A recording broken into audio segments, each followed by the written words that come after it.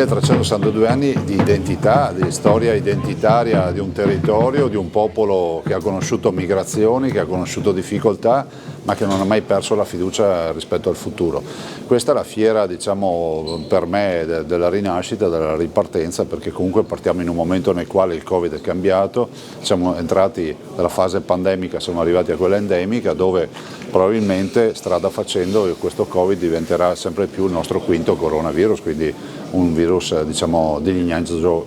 influenzale. Per le scelte strategiche fatte negli anni, comunque qui a Santa Lucia hanno investito molto rispetto al comparto agroalimentare e alle produzioni identitarie del territorio. Diciamo che nel target delle fiere questa è la fiera dell'agroalimentare, questo è poco ma sicuro. Sicuramente la fiera dell'agricoltura, sicuramente la fiera delle macchine agricole e delle attrezzature, ma in particolar modo dell'agroalimentare. Basti pensare a quello che è il nuovo padiglione, diciamo nuovo fino a un certo punto, dell'ex Filanda, che è stato letteralmente dedicato alle produzioni. Partiamo da un presupposto che le fiere hanno consigli di amministrazione e non sono di proprietà della regione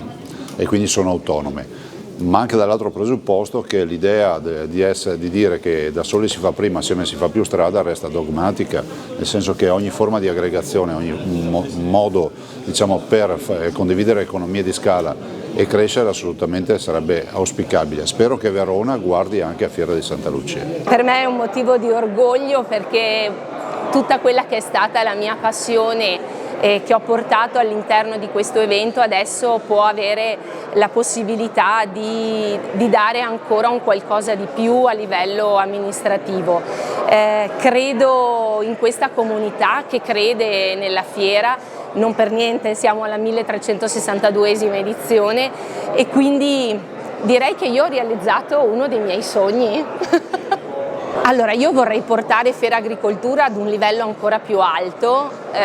lo devo ai tanti espositori che in questi anni sono arrivati all'interno della nostra manifestazione, lo devo ai cittadini che ogni anno si adoperano perché tutto sia gestito e organizzato al meglio,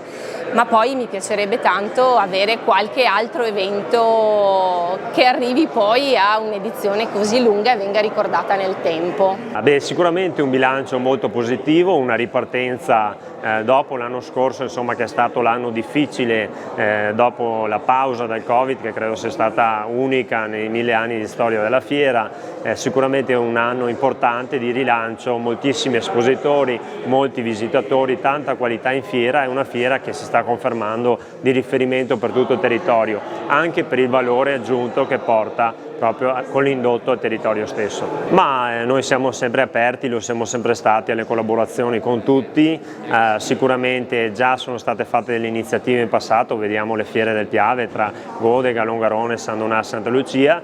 nulla vieta di continuare in questa direzione perché si sa che facendo squadra poi si va più lontani.